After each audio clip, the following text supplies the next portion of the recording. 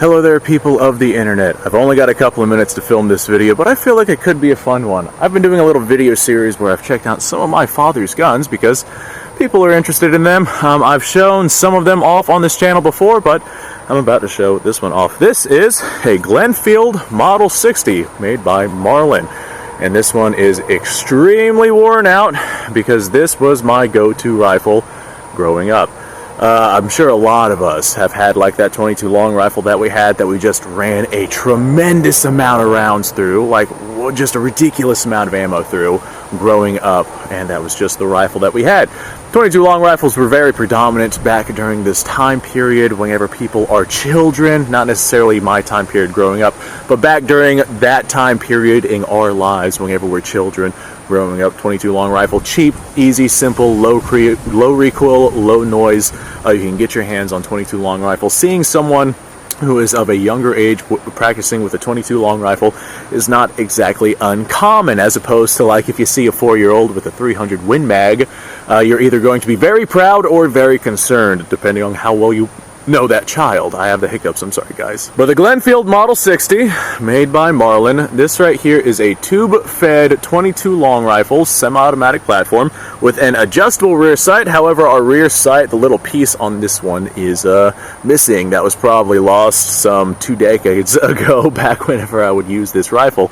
And back whenever I would use this thing, I didn't really care about aiming down my sights. I would just kind of like aim in a general area and pull the trigger a bunch, just kind of do what kids do and bang, bang, bang, bang, bang, bang, bang down at a target. And just if I hit it, great, but if I didn't, then oh well. Most of the time, whenever I was shooting at things with this particular 22 long rifle, whenever I was sending lead down range, it was like a really big target, like a dirt mound or something like that, and I was like 5 yards away. I was definitely not a target shooter. I was an accuracy by volume kind of guy. And whenever I saw my rounds impacting the dirt, I was like, all right, I'm aiming here, I'm hitting there, let me move the rifle a little bit this way, and I would like trace the rounds in until I hit my target and be like, yay, I hit my target. Just doing the things that kids do. So one thing that I don't like about these tube-fed style firearms is that you have to pull the tube out of the front of the muzzle right here, and your fingers and whatnot are right in the way of this muzzle. So if you're going to do that, make sure your chamber is unloaded. And then after you have your tube out, you just kind of take your 22 long rifle and you shove it into your chamber right there. This one, I think it holds 15 rounds, maybe 16 rounds, but I remember like 16 or 17 plus one in the chamber and whatnot. I remember growing up, I was like feeling like James Bond 007 whenever I would put one into the chamber, and I'm like, yeah, increased capacity. I'm a tactical operator now. I just remember that enthusiasm as a young boy, being able to top off the chamber and have one extra round and be a little bit more capable with that particular rifle. Now, even at that young age, I was like very careful when loading this thing not to put my hands in front of the muzzle, because whenever you top off that chamber, you got to come back up here and reload via tube with one in the chamber, and that is definitely not a fun combination. So this thing is incredibly worn out, and I chose to use this particular Marlin because this one was mine that I used. We had other Marlins that are in way nicer shape than this one, but this Marlin is one that has the engravings on it, and I just thought that wood engravings on my rifle was the absolute coolest thing in the world. You can see how much I've used this, with this engraving right here being like worn down just from handling this rifle over the years. I have physically worn the engraving here down to the point where it is starting to fade away. That is a substantial amount of use. On this side as well, I've definitely used the hell out of this rifle. Now, I remember this rifle not being very reliable. Since I have ran so many rounds through it, I have cleaned it on multiple occasions, and even whenever it is clean, just the springs and whatnot inside of this thing are very worn out.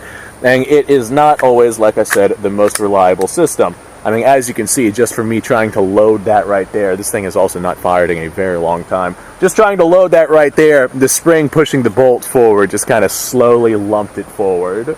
So let's center around here, see if we hit our target. I'm going to aim at the bottom of the target because I don't have an elevator on this thing.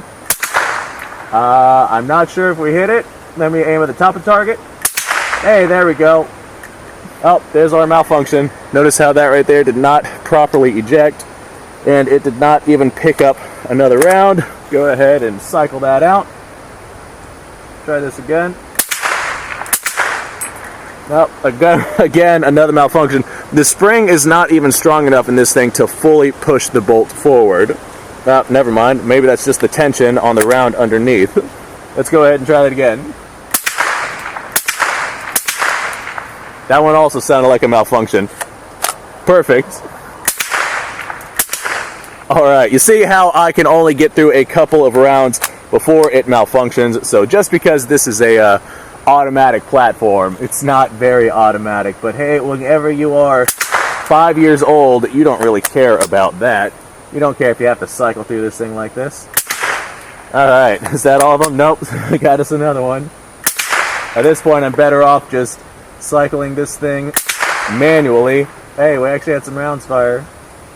Oh, never mind, we are out of ammunition. So, in order to lock the bolt back on this thing, your little charging handle right here, you grab that, you actually push that in, and wow, the bolt lock actually still works on this thing.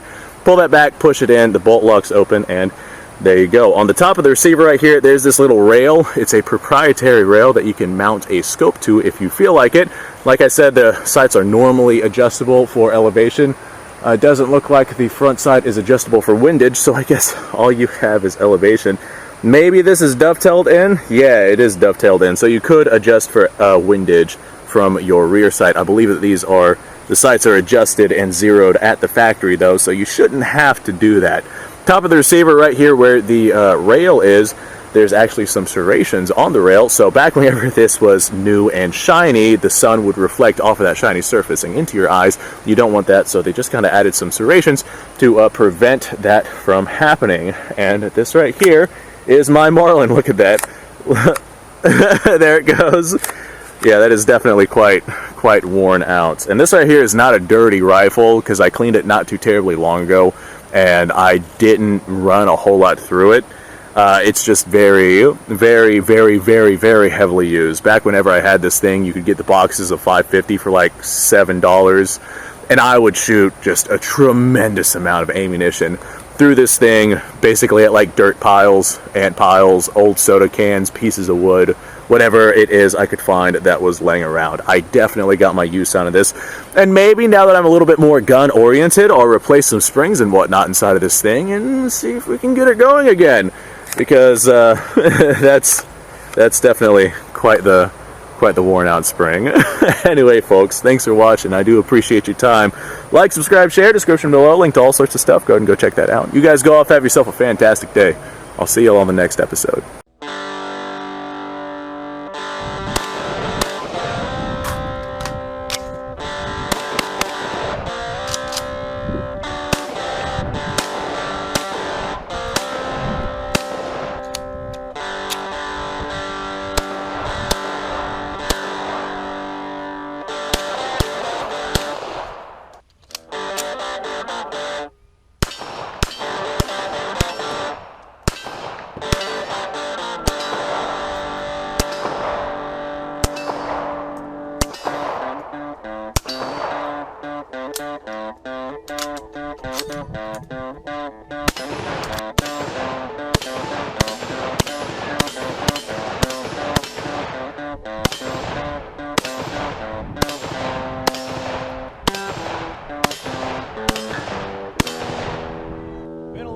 Since I've done this.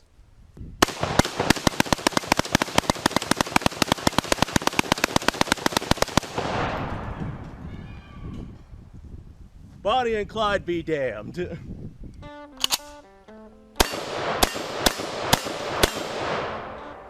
Poor man's Garrett.